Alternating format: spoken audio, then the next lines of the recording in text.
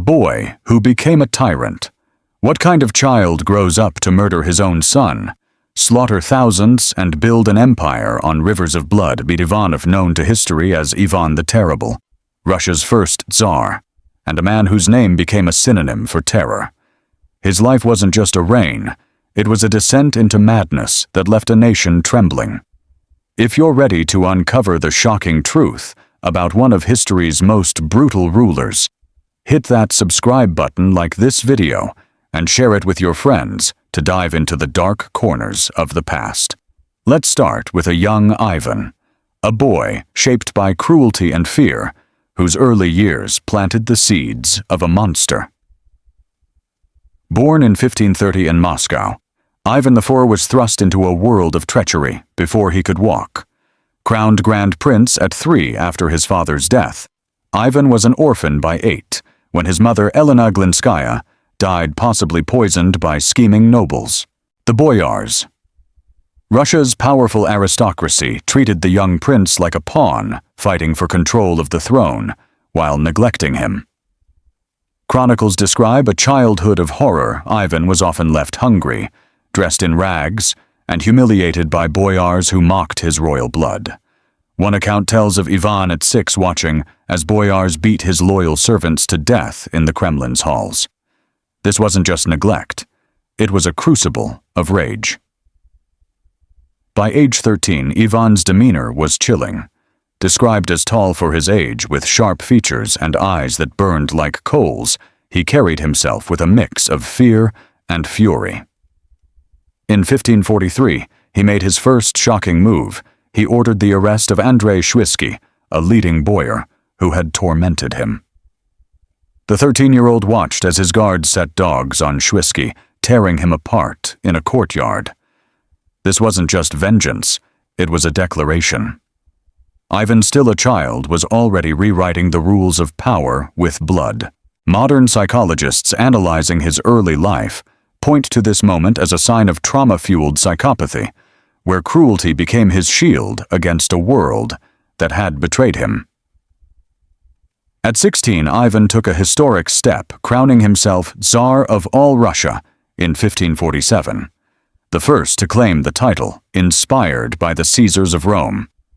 The ceremony, held in Moscow's Uspensky Cathedral, was a spectacle of gold and incense, but Ivan's mind was elsewhere. He saw himself as God's anointed, destined to forge a mighty empire. Yet his early reign showed a duality that baffled his court. He built schools, reformed laws, and sought to unify Russia, earning praise as a visionary. But beneath this lay a growing paranoia.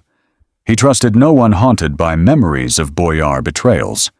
One chronicler noted, "The Tsar smiles with his lips, but his eyes seek enemies." Ivan's personal life was no less turbulent. In 1547, he married Anastasia Romanovna, a gentle noblewoman whose beauty and calm demeanor seemed to temper his rage. Their marriage produced 6 children, but Ivan's devotion to her was marred by his darker impulses. Rumors swirled of his violent outbursts, even toward Anastasia, though no evidence confirms he harmed her. Her death in 1560 would later unleash his worst tendencies, but in these early years, she was a fleeting anchor. Ivan's court, meanwhile, was a viper's nest. He surrounded himself with loyalists but feared their betrayal, a fear that fueled his first major act of terror, the creation of the Oprichnina, a secret police force that would bathe Russia in blood. What drove a boy to become a tyrant? Was it the cruelty of his childhood, the weight of divine ambition, or a mind wired for destruction? Ivan's early years weren't just a prelude. They were the forge that shaped a ruler who would kill his own son and leave a legacy of fear. The next chapter takes us into the heart of his reign, where Ivan's vision of empire collided with his thirst for blood. The Golden Tsar and the Seeds of Terror. Ivan the Terrible was no ordinary ruler. He was a man who saw himself as God's chosen, destined to forge Russia into a mighty empire. In his early reign from 1547 to 1560, he dazzled his court with reforms and conquest, earning the title of a visionary tsar. But beneath the golden facade lurked a darkness, a paranoia, that would soon unleash a reign of terror unlike anything Russia had seen. How could a man hailed as a reformer become history's bloodiest tyrant? If you're gripped by this chilling dive into Ivan the Terrible's world, hit that subscribe button like this video and share it with your friends to uncover more shocking tales from the past.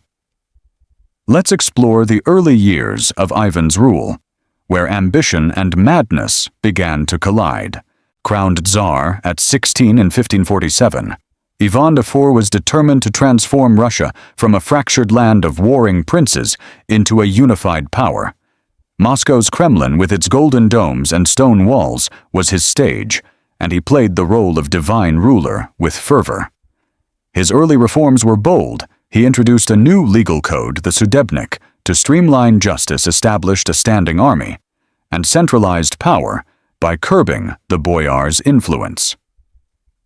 In 1552, he led the conquest of Kazan, a Tatar stronghold adding vast territories to Russia's domain. Chronicles describe him riding into Moscow in triumph, his armor gleaming as crowds cheered their invincible tsar. At 22, Ivan seemed poised to be Russia's savior, yet even in these golden years, cracks were visible. Ivan's paranoia, forged in a childhood of betrayal, gnawed at him. He trusted few, even his closest advisors. His marriage to Anastasia Romanovna, his beloved first wife, was a rare source of stability. Described as gentle and devout, Anastasia tempered his temper, her presence softening his outbursts. When their first son, Dmitri, was born in 1552, Ivan wept openly, a rare display of vulnerability. But joy was fleeting. Dmitri died in 1553, drowned in a river accident, a loss that haunted Ivan. Some historians speculate this tragedy planted seeds of doubt in his divine mission, whispering that even God could betray him. Ivan's court was a cauldron of intrigue, and his distrust of the boyars grew. He believed they mocked him behind his back, plotting to seize power as they had in his childhood. In 1553, a near-fatal illness fueled his fears. Bedridden with fever, Ivan demanded his nobles swear loyalty to his infant son, Ivan Ivanovich. When several boyars hesitated, favoring his cousin Vladimir of Staritsa, Ivan's rage erupted. He recovered, but the incident left a scar. One chronicler wrote, "The Tsar's eyes turned cold, as if he saw enemies in every shadow." Modern psychologists suggest this moment deepened Ivan's paranoid personality disorder, turning suspicion into a weapon. By 1558, Ivan launched the Livonian War, a brutal campaign to seize Baltic territories. The war began with victories, but its costs, lives, money, and resources, strained Russia. Ivan's temper grew erratic. He executed generals for minor failures, once ordering a commander flayed alive for retreating. His court whispered of strange habits. Ivan would vanish into the Kremlin's chapel for hours, praying feverishly, only to emerge and lash out at servants. One account describes him smashing a goblet during a feast, screaming that poison lurked in his wine. Was this madness, or a rational fear in a court where betrayal was currency? Anastasia's role during these years was crucial. She calmed Ivan's rages, mediated disputes, and even influenced his policies, urging mercy for defeated enemies. Her death in 1560 at age 30 would shatter this fragile balance. Rumors swirled that she was poisoned by boyars, a claim Ivan believed without evidence. Her funeral saw him collapse in grief, tearing his robes as thousands mourned. Modern forensic analysis of Anastasia's remains, conducted in 2000, found traces of mercury, fueling speculation of foul play, but offering no proof. Her loss marked a turning point, unleashing the full force of Ivan's darkness. What would a czar, stripped of his anchor, do to a nation he no longer trusted? Ivan's early reign was a paradox, a time of brilliance tainted by the promise of terror.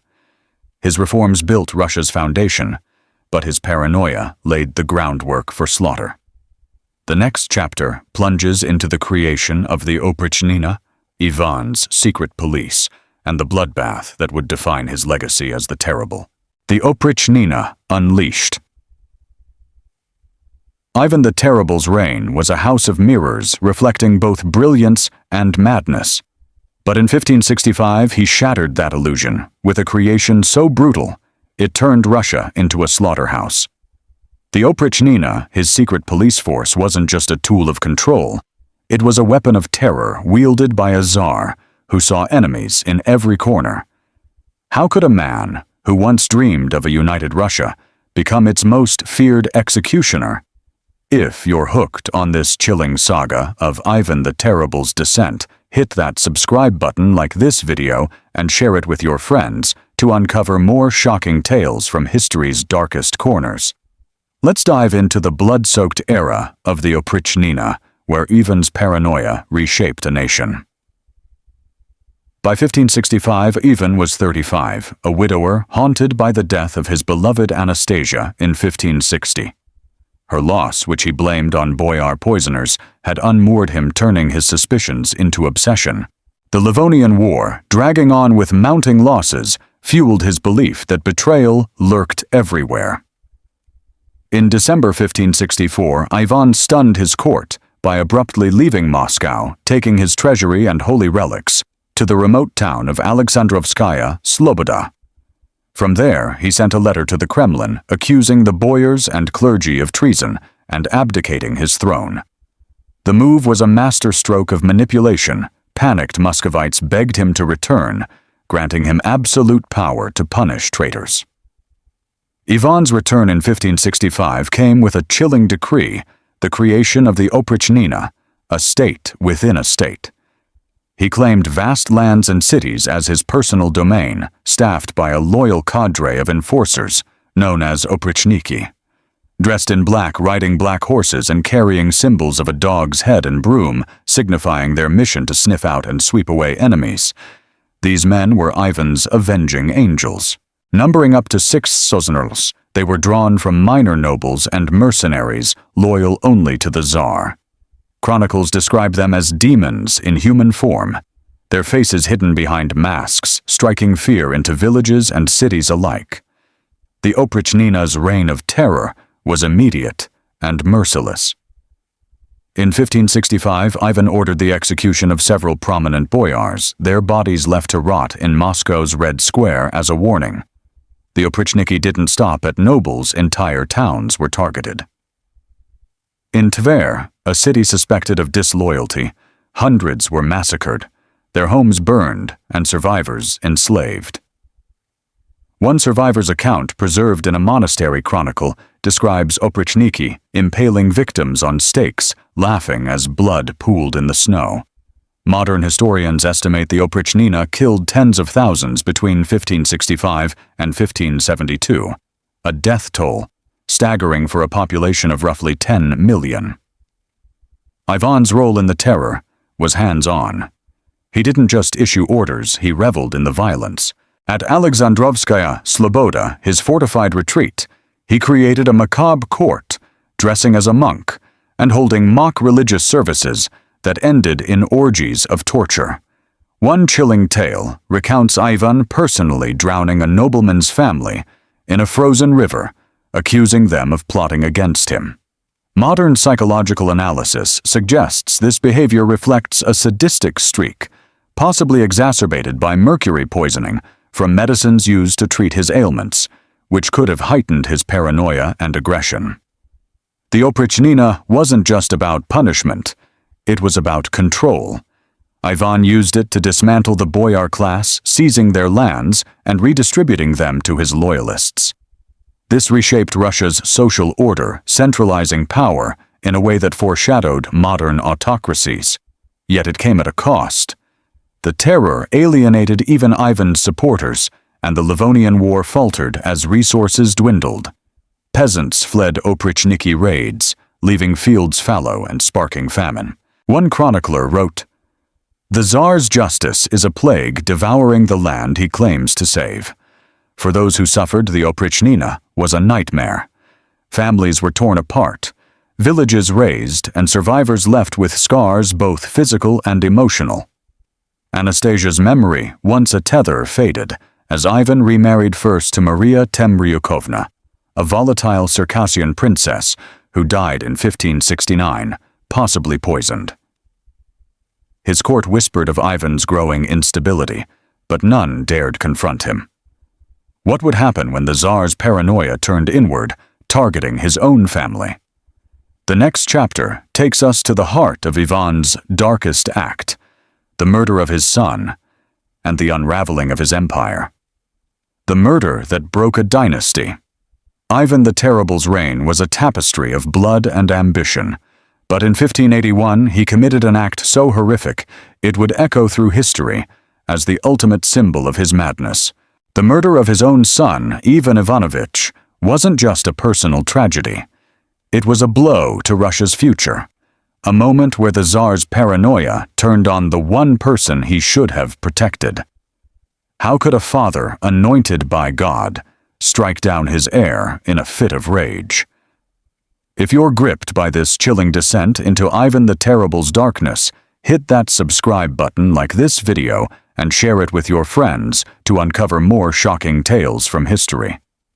Let's dive into the moment that shattered a dynasty and revealed the true depths of Ivan's torment. By 1581, Ivan was 51, a man worn down by war grief and his own relentless cruelty. The Oprichnina, his terror machine, had been disbanded in 1572 after devastating Russia, leaving behind a fractured economy and a populace cowering in fear. The Livonian War, now in its third decade, was bleeding Russia dry, with defeats piling up and allies abandoning the cause. Ivan's personal life was no less chaotic. After Anastasia's death in 1560, he had married multiple times: Maria Temryukovna, Marfa Sobakina, Anna Koltovskaya, and others, many of whom died under mysterious circumstances. By 1581, he was married to Maria Nagaya, a young noblewoman who bore him a son, Dmitri, but his relationship with his eldest surviving son, Ivan Ivanovich, was the true powder keg. Ivan Ivanovich, born in 1554, was the heir apparent, a young man of 27, who shared his father's sharp features and fiery temper, but lacked his paranoia. Raised in the Kremlin's shadow, he was groomed to rule, accompanying Ivan on military campaigns and showing promise as a leader. Chronicles describe him as charismatic, with a love for music and theology qualities that endeared him to the court. Yet his relationship with his father was strained. Ivan the Terrible saw his son as both a hope and a threat, fearing he might outshine or betray him. One courtier wrote, "The Tsar loves his son, but watches him like a hawk." The fatal clash came on November 16, 1581, in Alexandrovskaya Sloboda Ivan's grim retreat. Accounts vary, but the most detailed comes from a Jesuit traveler, Antonio Posavino, who recorded the event based on court gossip. The story goes that Ivan, enraged by a dispute, confronted his son. Some say Ivan Ivanovich criticized his father's handling of the Livonian War, calling it a disaster. Others claim the argument was personal. Ivan accused his son's pregnant wife, Yelena Sheremeteva, of dressing immodestly, striking her in a fury. When Ivanovich intervened to protect her, the Tsar, in a blind rage, grabbed an iron-tipped staff and struck his son's head. The blow was catastrophic. Ivanovich collapsed, blood pooling on the stone floor, and died 3 days later on November 19, 1581. The aftermath was a scene of raw grief. Ivan fell to his knees, wailing and tearing his beard, calling his son's name as if he could undo the act. He spent days in prayer, fasting, until he collapsed, begging God for forgiveness. Chronicles note that he ordered masses said across Moscow, but no amount of penance could erase the horror. Yelena, pregnant at the time, miscarried soon after, compounding the tragedy. Modern forensic psychologists analyzing Ivan's behavior suggest this act wasn't just a moment of rage, but a culmination of his deteriorating mental state, possibly worsened by mercury poisoning from treatments for his chronic illnesses, which could have triggered violent outbursts. The murder sent shockwaves through Russia. The court, already terrified of Ivan's temper, grew silent, fearing his next move. The boyars whispered of a cursed dynasty, while peasants saw it as divine punishment. Ivan's remaining heir, Fyodor, was frail and deemed unfit to rule, leaving the throne's future uncertain. The Livonian War collapsed soon after, with Russia losing its Baltic ambitions. Ivan's grief didn't soften him. It hardened his resolve to crush any perceived enemies. In 1582, he ordered new purges, targeting nobles he suspected of plotting against him, their bodies piled in Moscow's squares. For Ivan Ivanovich's widow Yelena and the court's survivors, the murder was a wound that never healed. Yelena was exiled to a convent, her life reduced to whispers of a lost future. The Russian people already battered by the Oprichnina, and war saw their czar not as a protector, but as a destroyer. Ivan's act wasn't just a personal failing, it was a crack in the foundation of his empire. What would a czar, haunted by his son's blood, do in his final years to salvage his legacy? The next chapter takes us into Ivan's twilight, where his desperation and madness reached their peak: the Novgorod massacre and the Tsar's descent. Ivan the Terrible's hands were stained with his son's blood, but in 1570, years before that fateful blow, he unleashed a horror so vast it turned a thriving city into a graveyard. The Novgorod massacre was not just an act of violence, it was a deliberate annihilation, a testament to a tsar whose paranoia had consumed his soul. How could a ruler who sought to unify Russia drown one of its greatest cities in blood? If you're gripped by this chilling saga of Ivan the Terrible's reign, hit that subscribe button, like this video, and share it with your friends to uncover more shocking tales from history's darkest corners. Let's plunge into the slaughter of Novgorod and the unraveling of a tsar teetering on the edge of madness. In 1570, Ivan was 40, a man hardened by loss and betrayal. The death of his first wife, Anastasia, a decade earlier, had left him unmoored, and the ongoing Livonian War drained Russia's resources, fueling his distrust of his own people. Novgorod, a wealthy trading city 100 miles south of Moscow, was a jewel of medieval Russia, its markets bustling with furs, amber, and gold. But its independence and prosperity made it a target. Ivan suspected Novgorod's leaders of plotting to defect to Poland-Lithuania, a rival power. A forged letter, likely planted by his own agents, claimed the city's archbishop and boyars were conspiring against him. To Ivan, this was treason, and treason demanded annihilation. In January 1570, Ivan descended on Novgorod with his Oprichnina, the black-clad enforcers who served as his personal terror squad. The attack was meticulously planned. Ivan's forces sealed the city's gates, trapping its 30,000 inhabitants. What followed was a 6-week orgy of violence that shocked even a nation accustomed to cruelty. Chronicles describe Oprichniki storming homes, dragging men, women, and children into the streets. Entire families were bound and thrown into the frozen Volkhov River, their screams muffled as ice closed over them. Others were impaled, burned, or hacked to death. The Volkhov, according to one account, ran red with blood choked with bodies.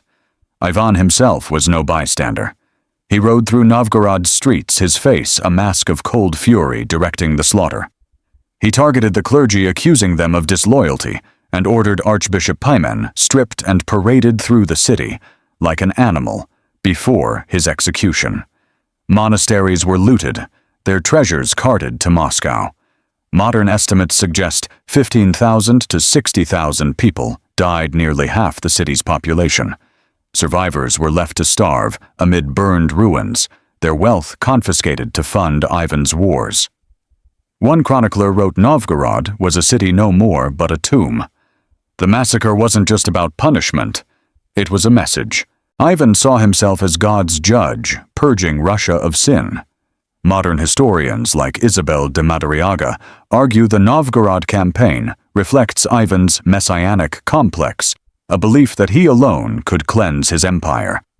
Psychological analyses suggest his actions align with a deteriorating mental state, possibly exacerbated by mercury poisoning from treatments for his chronic pain, which could have heightened his paranoia and impulsivity. The forged letter, never conclusively proven, hints at Ivan's willingness to invent enemies to justify his wrath. For Novgorod survivors, the trauma was unimaginable. Families were erased, children orphaned, and a once vibrant city reduced to a ghost town. The massacre also had ripple effects. It weakened Russia's economy as Novgorod's trade networks collapsed and alienated Ivan's allies, who began to question his sanity. Even the Oprichniki, loyal to a fault, reportedly grew uneasy, whispering that the Tsar's orders were touched by the devil. Ivan's court, once a place of ambition, became a prison of fear, with nobles dreading the next accusation. The Novgorod massacre marked a point of no return. Ivan's vision of a unified Russia was crumbling under the weight of his own violence. His paranoia, once a tool, was now a master, driving him to see enemies in every face, even those closest to him. As the 1570s unfolded, Ivan's reign grew darker, his personal life a tangle of grief and rage. What would happen when this Tsar, haunted by the ghosts of Novgorod, turned his fury inward toward his own family and legacy? The next chapter explores Ivan's unraveling personal life and the strange rituals that consumed his final years. The Tsar's twisted court and dark rituals. Ivan the Terrible was a man who ruled as if possessed his court, a stage for both divine ambition and demonic cruelty. By the 1570s, with the Novgorod massacre behind him and the Oprichnina's terror still fresh, Ivan's Moscow was a city gripped by fear. Yet within the Kremlin's walls, his personal life descended into a bizarre theater of paranoia, piety, and perverse rituals that shocked even his most loyal followers. What kind of ruler blends prayer with torture, devotion with debauchery? If you're captivated by this chilling saga of Ivan the Terrible's reign, hit that subscribe button, like this video, and share it with your friends to uncover more shocking tales from history's darkest corners. Let's dive into the twisted world of Ivan's court and the strange rituals that defined his later years. By the mid-1570s, Ivan was in his mid-40s, a man scarred by loss and consumed by suspicion. The Oprichnina had been disbanded in 1572, its excesses too destructive, even for Ivan's taste. But its shadow lingered. The Livonian War dragged on, draining Russia's coffers, while famine and disease stalked the land, a grim harvest of Ivan's policies. His physical health was deteriorating, chronic pain, likely from arthritis, and possible mercury poisoning from medical treatments, left him gaunt and irritable. Yet his mind remained sharp, weaving a web of rituals and spectacles that kept his court in a constant state of dread and awe. Ivan's Kremlin became a fortress of contradictions. He styled himself as a monk king, spending hours in prayer, dressed in black robes and chanting psalms in the Uspensky Cathedral.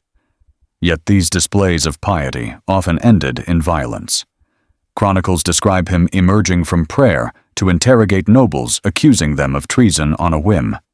One chilling account tells of Ivan forcing a boyar to drink boiling wine during a feast, laughing as the man screamed and collapsed. Such acts weren't random.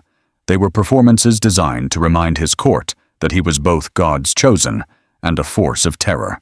Modern psychologists suggest this duality reflects a borderline personality disorder, where extreme mood swings and a need for control drove his erratic behavior.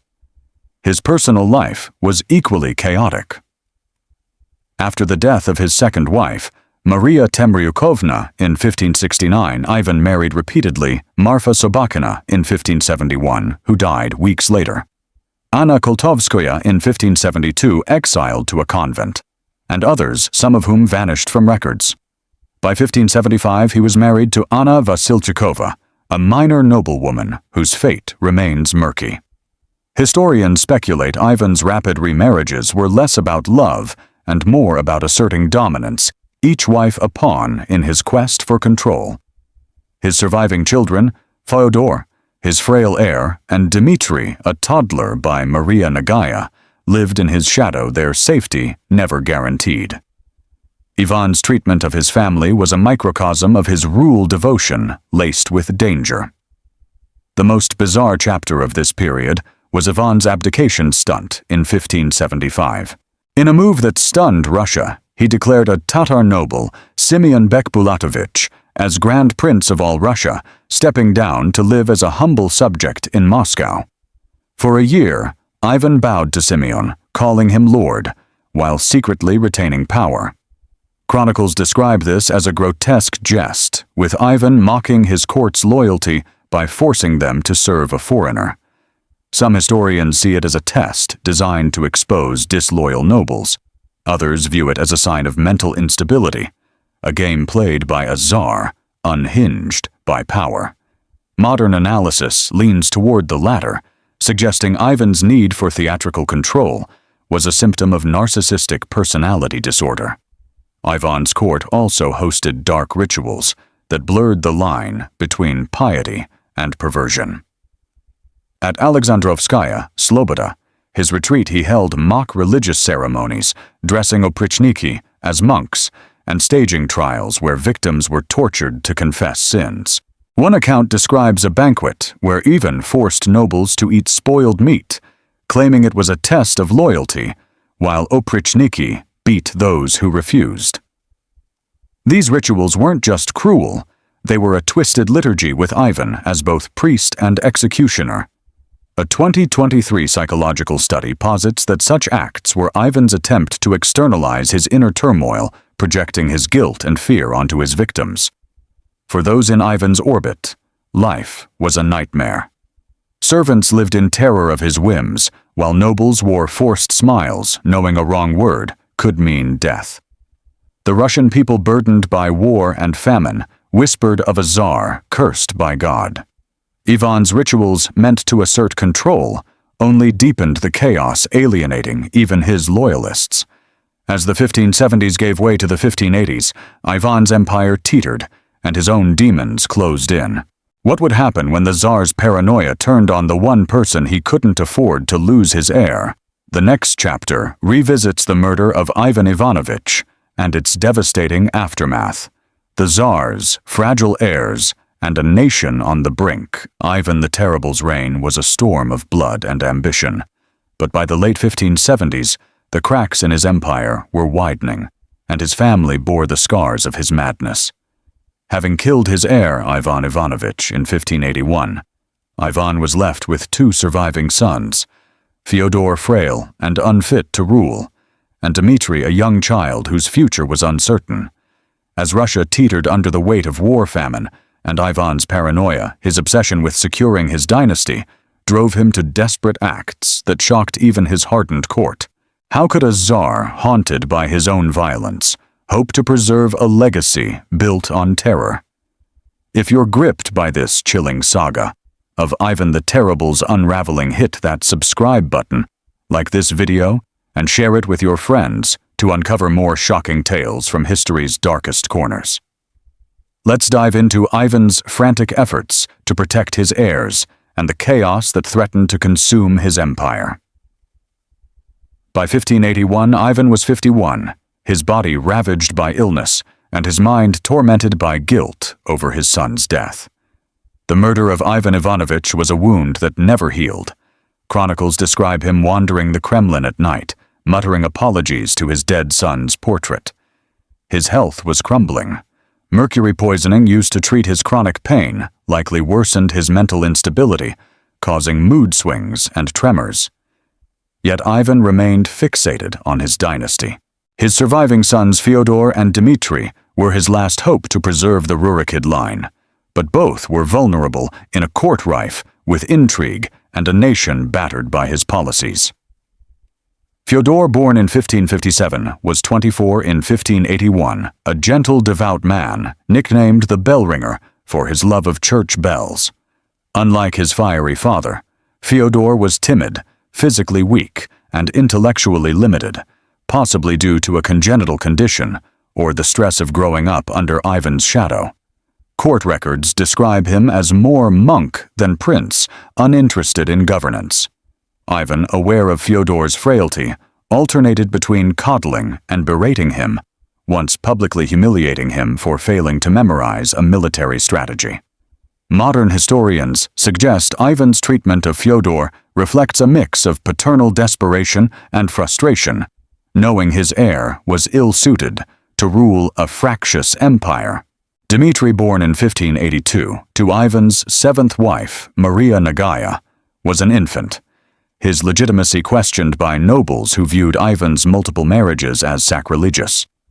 Maria, a fiery woman from a minor noble family, fiercely protected Dmitry. But Ivan kept them at arm's length, fearing plots from her relatives. The Kremlin was a nest of vipers, with boyars and courtiers whispering against each other, some eyeing Dmitry as a pawn in future power struggles. Ivan's paranoia fueled his protective measures. He stationed armed guards around Dmitry's chambers and banned visitors, isolating the boy in a gilded cage. One chronicle notes, "The Tsar loved his son, but trusted no one to touch him." Ivan's desperation extended to his foreign policy.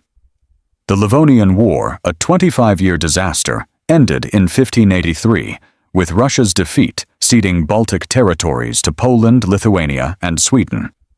The loss was a humiliation, and Ivan, blaming his generals, executed dozens in a final purge. The war's toll, hundreds of thousands dead, fields abandoned, and trade routes severed, left Russia on the brink of collapse. Famine swept the land, with reports of peasants eating bark and corpses to survive. Ivan, once a visionary, now seemed a curse. A 1582 letter from a monk described him as a king who devours his own people, a sentiment echoed in villages where his name was spoken with dread. Amid this chaos, Ivan's behavior grew stranger. He sought solace in mysticism, consulting astrologers and soothsayers who promised divine favor. He ordered the construction of a massive bell tower in Moscow, believing its chimes would appease God for his sins. Yet his piety was laced with violence. In 1582, he ordered the execution of a priest who criticized his marriages, flaying the man alive in front of his congregation. Such acts, blending devotion and cruelty, baffled his court. Modern psychological analysis suggests Ivan's mysticism was a coping mechanism, a way to reconcile his guilt with his self-image as God's chosen ruler, a hallmark of his increasingly erratic psyche. For Russia's people, Ivan's reign was a nightmare. Peasants bore the brunt of his wars and purges their lives expendable in his quest for power. Maria Nagaya, Dmitry's mother, lived in fear, knowing her son's survival depended on Ivan's whims. The court, once vibrant, was a graveyard of ambition, with nobles too terrified to speak. As Ivan's health worsened, the question loomed: what would become of Russia under a frail heir, or a child tsar? The next chapter takes us into Ivan's final days, where his desperation and madness collided in a shocking end. The Tsar's final days and a shattered empire. Ivan the Terrible's life was a fire that consumed everything in its path, and by 1584, that fire was flickering out. At 53, he was a broken man, his body ravaged by disease, his mind haunted by the blood of his son and countless others. Russia, the empire he had sought to forge into a divine kingdom, lay in tatters, ravaged by war, famine, and his own relentless cruelty. Yet even in his final days, Ivan clung to power, weaving a web of mysticism and desperation to secure his legacy. What does a dying tyrant do when faced with the ruins of his own making? If you're gripped by this chilling saga of Ivan the Terrible's descent, hit that subscribe button like this video and share it with your friends to uncover more shocking tales from history's darkest corners. Let's dive into Ivan's twilight and the eerie end of a reign that shook a nation. By early 1584, Ivan was a shadow of the fierce tsar who had crowned himself at 16. His body was failing. Mercury poisoning, used to treat his chronic pain, had left him with trembling hands and a gaunt, ghostly pallor. His once sharp eyes were clouded by cataracts, and his lungs labored with each breath, likely from tuberculosis or a related illness. Chronicles describe him hobbling through the Kremlin, leaning on a staff, his robes hanging loose on a frame, wasted by years of excess and stress. Yet his mind remained a storm, oscillating between remorse and rage. One courtier wrote, "The Tsar weeps for his sins by day and plots death by night." Ivan's obsession with his legacy consumed him. The murder of his heir, Ivan Ivanovich, in 1581 had left his dynasty hanging by a thread. His surviving sons, Fyodor frail and unfit to rule, and Dmitri a toddler under Maria Nagaya's care, were fragile hopes in a court seething with intrigue. Ivan, fearing plots against Dmitri, kept the boy and his mother under guard in Uglich, a remote town. He trusted no one, not even his closest advisors, and his paranoia fueled bizarre rituals. In 1583, he summoned astrologers from across Europe, demanding they predict his death. When one foretold his demise on March 18, 1584, Ivan laughed, vowing to outlive the prophecy. Modern psychologists see this as a sign of his narcissistic defiance, a refusal to accept mortality even as his body betrayed him. His court was a grim theater of fear. Ivan's final years saw him retreat deeper into mysticism, surrounding himself with monks, soothsayers, and alchemists. He ordered the compilation of a massive chronicle, the Litsavoy Letopisny Svad, to glorify his reign, but it carefully omitted his worst atrocities, a desperate attempt to rewrite history. At night, he held eerie ceremonies in the Kremlin's chapel, chanting prayers for his dead son and Russia's salvation, only to lash out at servants for imagined slights. One chilling account describes Ivan burning a nobleman's hand with a candle during a feast, accusing him of disloyalty. Such acts, blending piety and cruelty, were a hallmark of his fractured psyche, possibly worsened by Mercury's neurotoxic effects, which modern studies link to paranoia and impulsivity. Ivan's personal life was a tangle of tragedy. Maria Nagaya, his seventh wife, lived in terror, knowing her son Dmitri's survival depended on Ivan's whims. Fyodor, his eldest surviving son, avoided his father, retreating into prayer and music, unable to bear the weight of Ivan's expectations. The court whispered of a cursed dynasty, with nobles plotting for power after Ivan's death. In 1583, Ivan briefly considered abdicating to become a monk, a move that stunned his advisors. He visited monasteries weeping at relics, but his resolve faltered. Power was his addiction, and he couldn't let go. A monk's chronicle noted, "The Tsar seeks God's mercy, but cannot escape his own demons." Russia itself was crumbling. The Livonian War's failure had bankrupted the treasury, and famine gripped the land with reports of cannibalism in rural villages.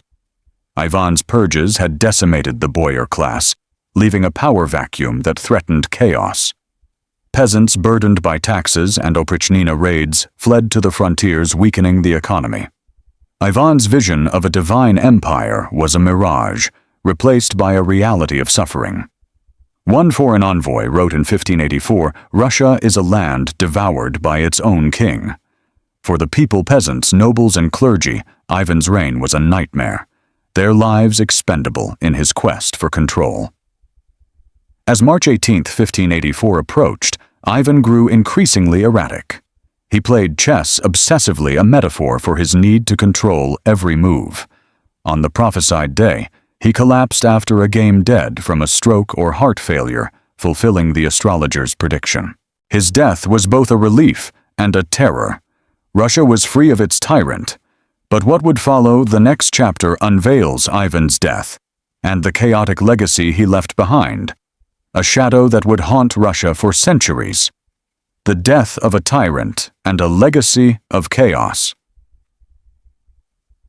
Ivan the Terrible's life was a tempest that tore through Russia, leaving scars that would shape its destiny, for centuries. On March 18, 1584, at 53, the Tsar, who had crowned himself God's chosen and bathed his empire in blood, drew his final breath. His death wasn't just the end of a reign, it was the collapse of a vision, a dynasty, and a nation pushed to the brink by his relentless cruelty. What kind of legacy does a man leave when his name is synonymous with terror, his own son's blood on his hands? If you've been gripped by this chilling saga of Ivan the Terrible's life, hit that subscribe button like this video and share it with your friends. To uncover more shocking tales from history's darkest corners, drop a comment below. Was Ivan a monster, a visionary, or something far stranger? Let's dive into his final moments and the haunting legacy he left behind. In early 1584, Ivan was a husk of the fierce ruler who had unified Russia. His body ravaged by years of illness, possibly tuberculosis and mercury poisoning, barely functioned. His trembling hands could scarcely hold a quill, his vision was nearly gone, and his breath came in labored gasps. Yet his mind remained a furnace of paranoia and pride. Chronicles describe him pacing the Kremlin's halls, muttering prayers and curses, haunted by the murder of his son Ivan Ivanovich in 1581. That act, more than any other, defined his final years, a wound that bled, guilt, and rage. One courtier wrote, "The Tsar sees his son's ghost in every shadow, yet he fears no judgment but God's." Ivan's death came suddenly, as if fate itself had tired of his chaos. On March 18, 1584, he sat down to play chess, a game he loved for its illusion of control. Midway through, he collapsed, his body convulsing as a stroke or heart failure claimed him. Servants carried him to his bed, where he died, surrounded by terrified courtiers and monks chanting prayers he had long ignored. His final words, according to legend, were, "I am still Tsar."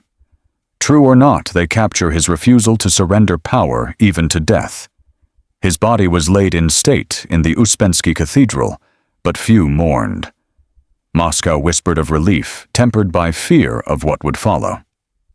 Ivan's death left Russia teetering. His heir Fyodor, now 27, ascended as Tsar Fyodorov. But his frailty and disinterest in ruling earned him the nickname, the Blessed, for his piety, not his strength. The throne's true power fell to Boris Godunov, a cunning advisor who would later seize the crown.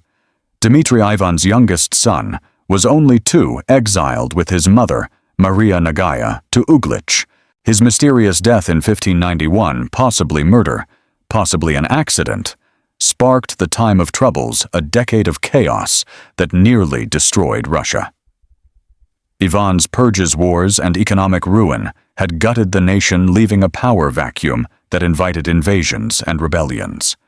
By 1605, the Rurikid dynasty, which Ivan had fought to preserve, was extinct. The human cost of Ivan's reign was staggering.